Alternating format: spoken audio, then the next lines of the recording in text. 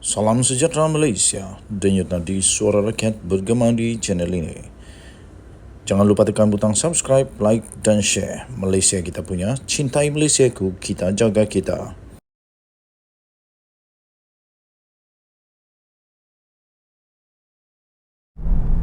Salam sejahtera Malaysia. Saya fikir pensakau-pensakau, semua yang salah laku, semua yang pernah teringat, pernah melakukan salah laku, sedang bergegar-gegar lutut sekarang. Apa tidaknya Perdana Menteri telah mengarahkan semua agensi yang ada kuasa di Malaysia ini untuk mencari semua, tak kira siapa, dengan apa cara sekalipun, yang penting ikut undang-undang, perundangan, perlembagaan, hak asasi manusia, diikut semua. Buatlah apa semua, yang penting ikut undang-undang. Cari siapa yang terlibat ini. Persoalan saya mudah.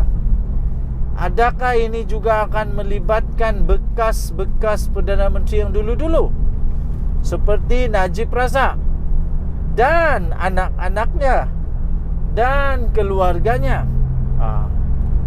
Ataupun adakah ini juga akan membabitkan bekas Perdana Menteri Tun Mahathir dan anak-anaknya dan keluarganya dan rakan-rakan dan kroni-kroninya? Adakah Tan Sri Mahyadin Mak Yassin juga terlibat dalam ketirisan yang sampai 4.5 trilion ini, termasuk ahli keluarga, termasuk anak-anak? Secara kebetulan saja agaknya, secara kebetulan pula, anak-anak Perdana Menteri semua ini semuanya berjaya. Kalau anak-anak Tun Mahathir pula, memanglah semua bilion-bilion ni. Tapi itu mungkin secara kebetulan. Okey, secara kebetulan. Begitu juga dengan anak-anak Perdana Menteri yang lain, mereka semua juga berjaya.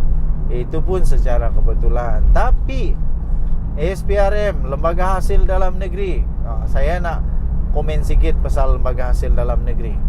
Bila Lembaga Hasil Dalam Negeri pun termasuk di dalam agensi yang diarahkan untuk mencari siapa saja yang terlibat sehingga menyebabkan satu dana Malaysia 4.5 trilion ini hilang, tiris, rugi ini, saya fikir ramai orang menggelupur sekarang.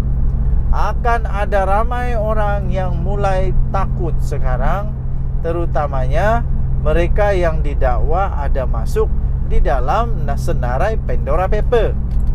Lembaga Hasil Dalam Negeri akan mencari mereka yang tidak membayar cukai dengan jujur, dengan betul.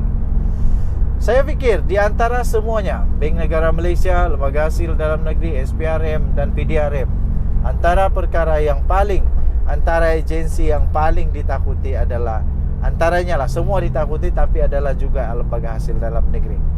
Kerana Lembaga Hasil Dalam Negeri akan menyiasat semua kewangan yang boleh melibatkan cukai.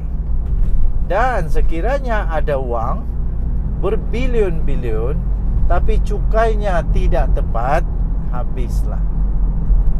Habis, akan ditanya, disoal siasat, dan akhirnya kalau ada kesilapan memang akan kena. Kenapa? Kena dakwa. Seperti bukan Mahathir, seperti Najib Razak dan anaknya.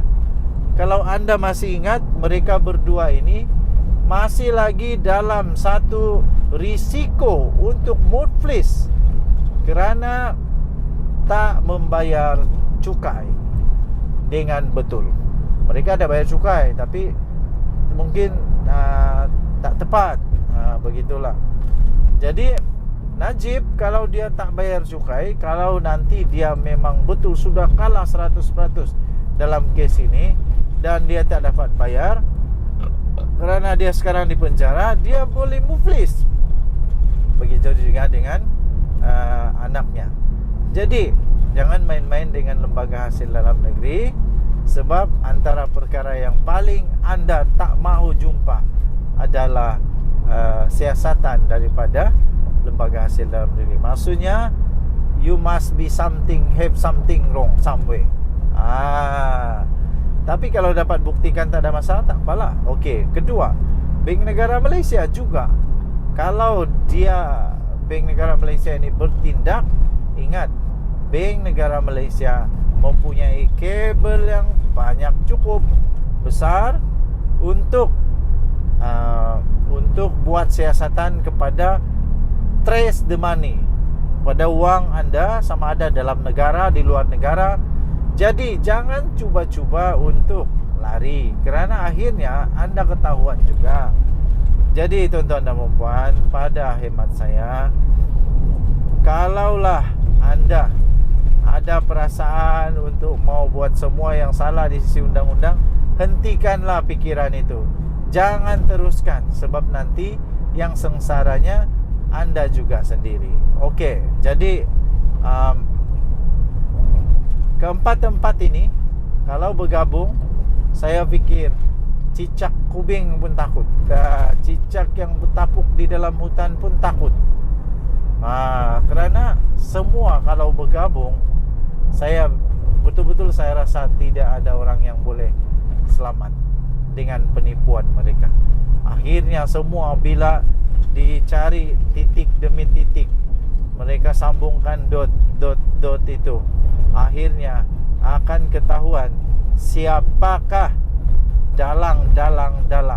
Sebab saya tidak fikir 4.5 triliun itu hanya 10-20 orang saja dalangnya. Sebab 4.5 triliun itu terlalu banyak nilainya. Dan tak ada orang di dunia ini, yang ada wang sehingga triliun. Tak ada, belum ada. Jadi mungkin ini melibatkan berpuluh-puluh orang, beratus-ratus orang. Cuma saja kita risau kalau ini juga akhirnya membabitkan bekas-bekas pemimpin-pemimpin besar negara kita. Kita harap kalau memang ada pemimpin-pemimpin negara yang terlibat, sila berikan kerjasama, dan kita berdoa semoga kebenaran, kita berdoa semoga keadilan dapat ditegakkan dengan baik, kerana itulah amanat daripada Tuhan, supaya dijaga dengan baik, Jangan sembarangan terus menyalahgunakan kuasa yang ada. Denyut nadi suara rakyat bergema di channel ini. Jangan lupa tekan butang subscribe, like dan share. Malaysia kita punya, cintai Malaysiaku, kita jaga kita. Kita jumpa lagi. Salam sejahtera Malaysia. Bye bye.